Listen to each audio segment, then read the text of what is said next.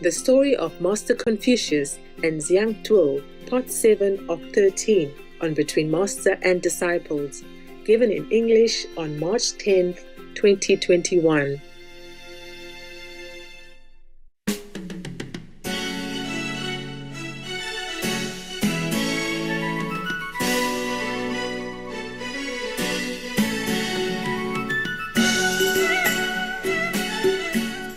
Oh, I wanted to tell you something. It's a very interesting story in Monaco.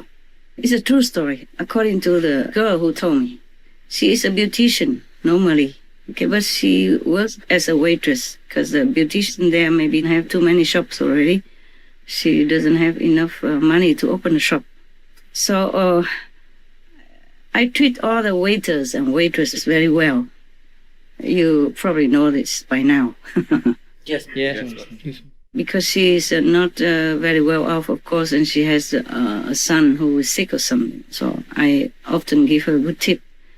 And then she was on her day off, so she asked me if I would deem it fit to go and eat, together with her, because I'm very nice to her. So she wanted to invite me to her house. I said, oh, never mind. Every day you work here and you have to tend to people already. If I'm in your house, then you have to cook and then you have to clean. Something like that. I can't really remember exactly, but the conversation, it just, nothing much. I just tell you the reason. Then we went out together. And there's also another worker in the hotel. He's a man. He's one of the, I think, maybe a concierge or something. Yeah, I forgot. She's a waitress and they are friends. So she says she can invite him also. Okay, so we three went out together and ate in a restaurant and all that. And then the boy told me, oh, you know what? If you want to ask something to Prince Albert, at that time he was still a prince, okay? He was not a king yet. They still call him the prince though. Because she would be able to connect you. She has his phone number. I said, wow, you should not say such things. You know that? It's a private number that he gave her. I said, oh, no problem. We are a free country here. He's cool. He's a very accessible prince. He's not snobbish, big nose or stuff like that. Well, I had that experience. Also, he was a very nice boy. I was in Monaco passing by because we had a fashion show, remember? Yes. And we were waiting to go to the next Milan or something like that. I forgot. So meanwhile, we stayed in Nice, and then the boys told me we go to Monaco, have a look, and then they rented a house for me there already. So we stayed together with the Hufa, the guards. I mean, the crew, maybe. We didn't have cameramen, I don't remember. Some attendants and the guards, yeah? Boys and girls together. And so they rented a house, not in Monaco, but in France, nearby. Nice and Monaco are very near. Yes. They rented a house in Nice, in France, but very near Monaco. So they drove me there to have a look at Monaco, and I had a chance to talk to the prince. I didn't know him. I could not. I never thought I could. But my taxi driver, imagine that. He matched me up. I say, oh, you want to see the prince? I can take you. I can arrange that. I said, oh, you? I couldn't believe a taxi driver could do that. I can't remember where from. He speaks perfect English. Could be from America, African American. I did not ask really. I didn't care. Normally I never ask people where they're from or why you're black or why you're white or color what. So, because I respect everyone the same. But I couldn't believe that a taxi driver could talk to the prince and arrange my meeting. I said, oh, you can? He said, of course I can. I said, how?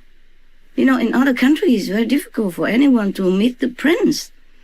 He said, no, not this prince. He's very accessible. He's very nice. I will ask him to go see you. Huh?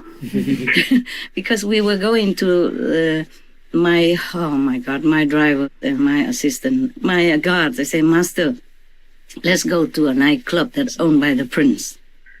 I said, what? We go to a nightclub? He said, yeah, very good, very nice, master. I said, nightclubs are very noisy. Normally, they play very loud music. I don't know if I can bear that. He said, oh, this one is very nice. You can sit outside. in the garden. You don't hear so loud. It's very natural with trees and water ponds and stuff. I said, oh, really? Okay.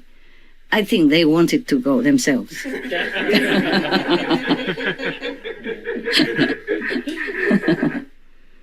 And so I had nothing to do at that time. I didn't have very much of television. I have just a driver and a couple of guards. You know, they just hang around. They don't guard me that much. We never have guns or anything.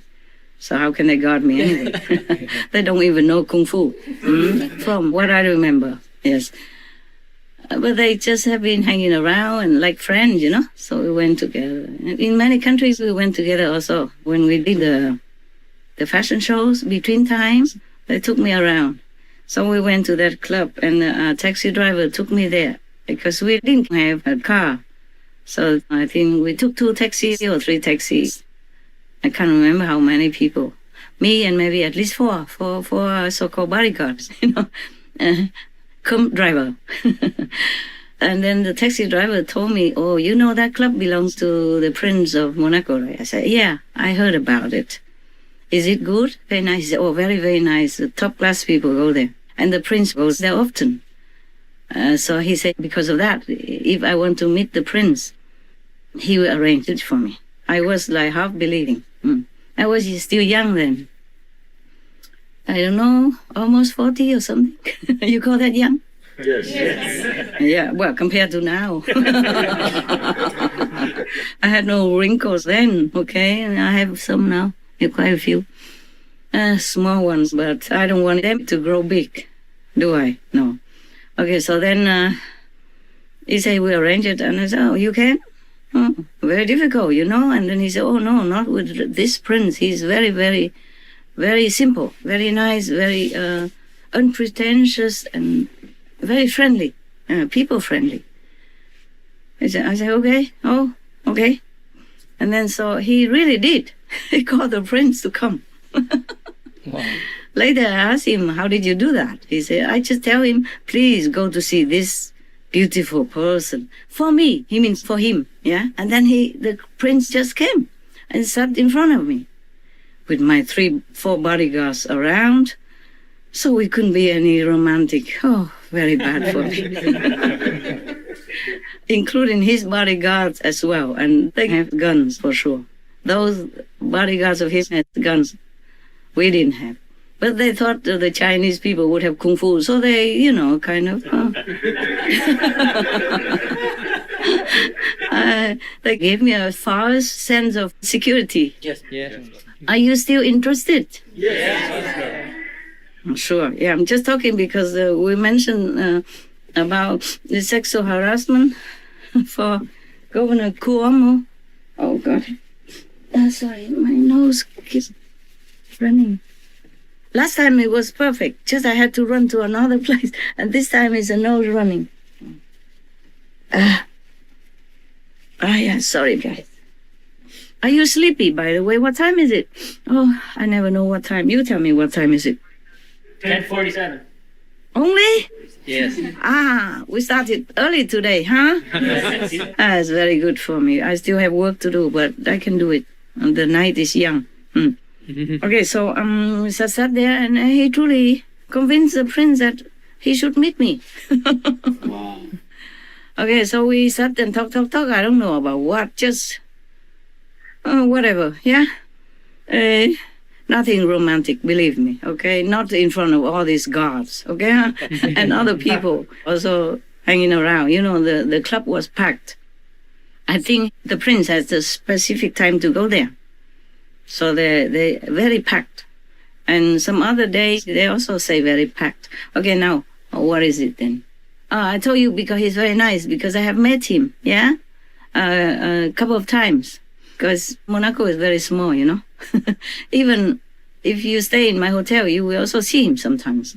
I didn't see him in the hotel, I don't remember. In a Red Cross party, I supported the Red Cross there or something like that. And at that nightclub, he even asked me for my phone number, which I did not have. Oh, I had, but not there. I lived in Thailand. I had a house in Thailand, so I gave him a Thai number. I guess he called, but nobody answered, no? I, I forgot to give him my other name, my spiritual name. So if he asked for this name, then normally they probably say, no, nobody like that lives here. Okay? He went to Thailand very, very soon after we met. Because he asked me where I live. I said, I live in Thailand. At that time I did. And he asked me if I'm Thai. I said, no. I said, no, I'm Vietnamese. And then, blah, blah, blah, I don't know what we talked about. I don't remember what. Can't remember.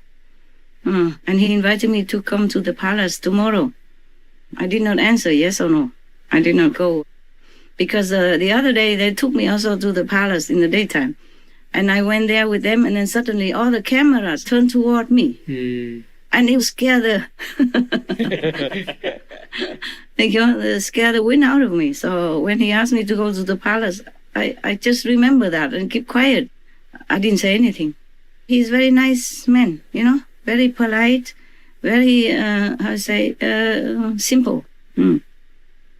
So that when I met this beautician waitress and one of the concierge in that hotel, and he said to me that the waitress had his phone number also. I believed. I did not ask further because of the impression I had about the prince when I met him these several times. So I said, oh, that's very nice. How do you have it? So she told me the story. Well, I don't know if we can tell this story or not, but, well, it's a true story, I don't think they do anything to her. Maybe the waitress retired already. I wouldn't say which waitress, anyway. Okay, so she told me how she has the friendship with him. I mean, intimate friendship also. That was before he was married, okay? That was long, long time before that. At that time, he had no girlfriend. Yes, so she became like his girlfriend for a while. I don't know why they parted. I did not ask. I just let her tell the story. I just listened. So one time she went to that nightclub long ago, long before I came. Many years before that, when the prince was an available bachelor.